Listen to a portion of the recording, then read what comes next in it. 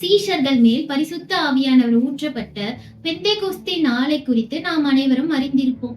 ஆனால் ஆவியானவர் வரும்போது ஏன் பலத்த காற்று அடிக்க வேண்டும்? ஏன் அக்கினி நாவுகள் இறங்க வேண்டும்? இது வெறும் தற்செயலாக நடந்த அற்புதமா, அல்லது இதற்கு பின்னால் ஒரு மாபெரும் பழைய ஏற்பாட்டு நிழல் மறைந்திருக்கிறதா? பெந்தேகோஸ்தே நாள் என்பது யூதர்களின் ஷவோத் அல்லது அறுவடை பண்டிகை ஆகும். பஸ்கா பண்டிகையிலிருந்து சரியாக 50வது நாளில் இது கொண்டாடப்படும். முதல் நூற்றாண்டில் யூதர்கள் இந்த பண்டிகையை சீனாய் மலையில் தேவன் நியாய பிரமாணம் கொடுத்த நாளாக கொண்டாடினார்கள். இப்பொழுது யாத்ராகமம் 19ஆம் அதிகாரத்திற்கு வருவோம். தேவன் சீனாய் மலையில் இறங்கின போது அங்கே பலத்த சத்தமும் இடி முழக்கமும் அக்கினியும் உண்டானது. அதே போல அப்போஸ்தலர் 2 புதிய உடன்படிக்கை கொடுக்க தேவன் இறங்கி வரும்போது அதே பலத்த சத்தமும் அதே அக்கினியும் வெளிப்பட்டது.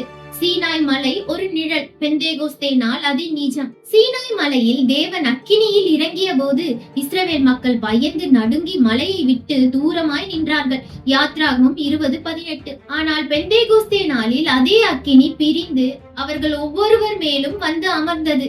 அவர்கள் பயந்து ஓடவில்லை, மாறாக பரிசுத்த ஆவியானவரால் நிரப்பப்பட்டார்கள். பழைய ஏற்பாட்டில் சீனாய் மலையில் நியாய பிரமாணம் கற்பலகைகளில் எழுதப்பட்டன. ஆனால் புதிய ஏற்பாட்டில் அதே தேவ பிரசன்னம் ஆவியானவர் மூலமாக விசுவாசிகளின் இருதயமாகிய பலகையில் எழுதப்பட்டது.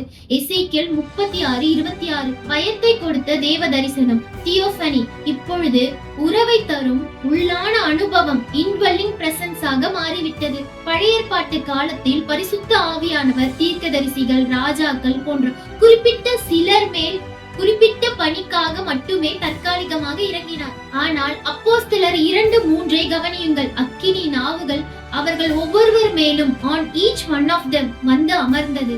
ஆவியானவரினே ஒரு சிலருக்கானவர் அல்ல, அவர் ஒட்டுமொத்த திருசபைக்கும் ஆண், பெண், முதியோர், இளைஞர், அடிமை என்று எவ்வித பாகுபாடும் இல்லாமல் அனைவர் மீதும் ஊற்றப்படும் புதிய சகாப்தம் மெசியானிக் ஏரா தொடங்கிவிட்டது. சீனாய் மலையில் சட்டம் கொடுக்கப்பட்ட போது 3000 பேர் கொல்லப்பட்டார்கள்.